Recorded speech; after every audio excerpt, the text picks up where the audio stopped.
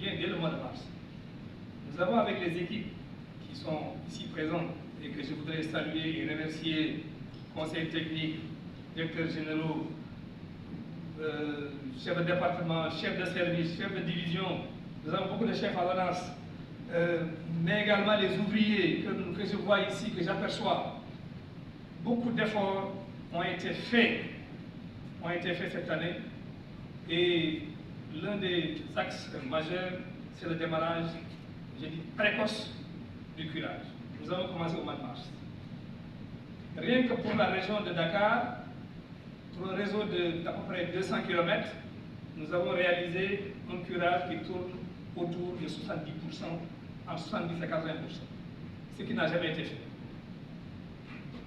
Le curage. Parce que c'est le curage qui permet d'arriver à la fluidité de notre réseau. Ça a été fait. Deuxième action prioritaire qui a été menée, c'est l'entretien de nos équipements et de nos ouvrages d'assainissement.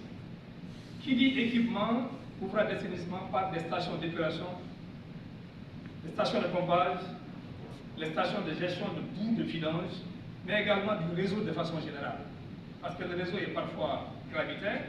Ailleurs, il faut utiliser un système de pompage et ces pompes qui coûtent excessivement cher ont fait l'objet d'un entretien, je dis bien d'un entretien à près de 100%. Ça nous a permis d'avoir ce résultat. Donc, entretien des équipements. En plus de cela, nous nous sommes attachés, mesdames, messieurs, à travailler dans ce qu'on appelle le programme de lutte contre les inondations, le PDI. Pas mal de points ont été identifiés dans le pays. Parce qu'avec les moyens que nous avons, ça j'ai révélé tout à l'heure, il n'était pas possible naturellement d'arriver à régler tous les problèmes d'assainissement que nous avons à l'échelle nationale. Un ciblage a été fait cette année en 2023, un autre sera fait en 2024 cette année également. Pas mal de points qui jadis ont connu des difficultés, n'est-ce pas, cette année ont été réglés. Je veux parler de l'unité 22, le croisement de l'unité 22, tout le monde le sait. Je veux parler de Djagoba, je veux parler de cité Djunko. Qui dit cité Djunko, bien que l'appellation cité Djunko renvoie à la présence d'eau. Cette année, on n'a pas eu de problème à ce niveau-là. Je suis en face du maire de Yoff, qui ne me démentira pas. On s'est tous rappelé, mesdames, messieurs, les difficultés qu'on a eues par le passé au niveau de l'hôpital Philippe Maguilène Senghor, qui a été par moments englouti par les eaux en 2022 et en 2021. Je pense que cette année, ça a été un mauvais souvenir. Mais je dois avouer que ce n'est pas un hasard. Les techniciens feront la projection tout à l'heure. Des moyens importants ont été investis dans le triangle Nord Foire, Yoff et, comment on appelle ça encore, la cité Ouest Foire, pour permettre de mettre hors d'eau toute cette zone-là qui jadis était en difficulté. Donc, Philippe Maguilène Senghor. Tout le monde également se souvient, mesdames, messieurs, des difficultés que nous avons eues avec le bassin versant de la zone de captage. Nous avons tous vu les images de 2022, où le bassin a complètement débordé et déversé ses eaux dans les domiciles, destruction de biens publics, destruction de biens privés. Il y a même eu des morts d'hommes au niveau de ce bassin. Cette année, Son Excellence, le président de la République, Macky Sall, bien avant le début de l'hivernage, a donné des instructions fermes, je dis bien fermes, pour que cette question-là soit définitivement réglée. Et par la grâce de Dieu, nous avons pu écrêter le bassin, procéder à son curage définitif, augmenter sa capacité de stockage, de ramener à 275 000 m3, mais également procéder à sa clôture sur une distance que les techniciens pourront tout à l'heure vous dire.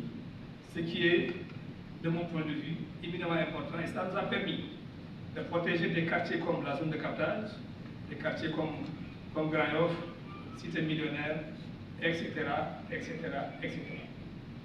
Je ne vais pas anticiper sur les présentations. Je voudrais simplement citer les actions qui ont été menées cette année.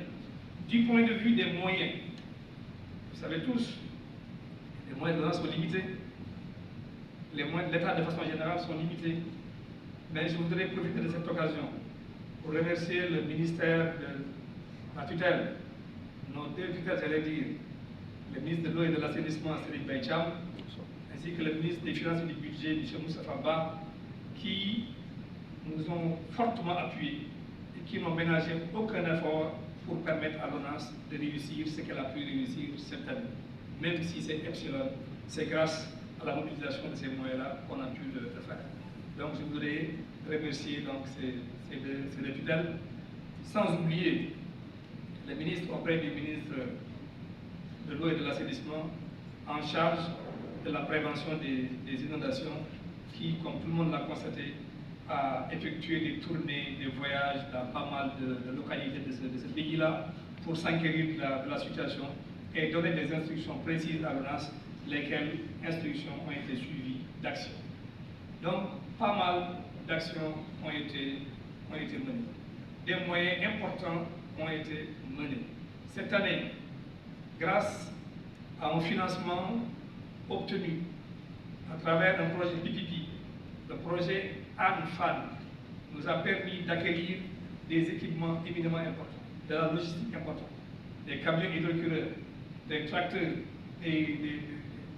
beaucoup d'équipements, beaucoup d'équipements, des conduites Anaconda qui nous ont permis de régler pas mal de problèmes cette année à Touba.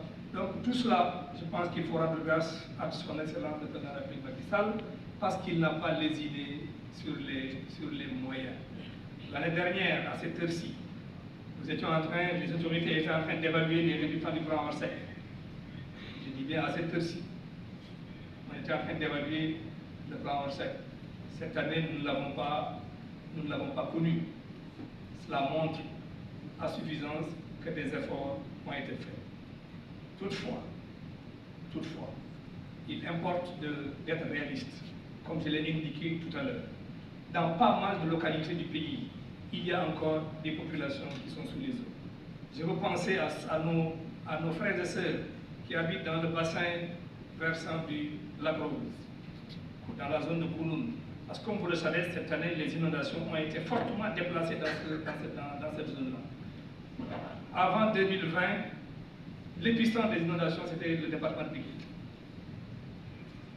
Quand je dis Pikine, c'est le département de Pikine et Kermassar. Cette année, à Kermassar, je pense qu'on a eu moins de problèmes. Je pense que les populations de Kermassar peuvent en témoigner. Cela montre que des actions ont été faites et ces actions-là ont produit des résultats. Donc l'épicentre s'est un peu déplacé dans le fisc. Des projets importants sont en train d'être ficelés et sous peu, je pense que cette question d'inondation deviendra un vieux souvenir dans cette contexte.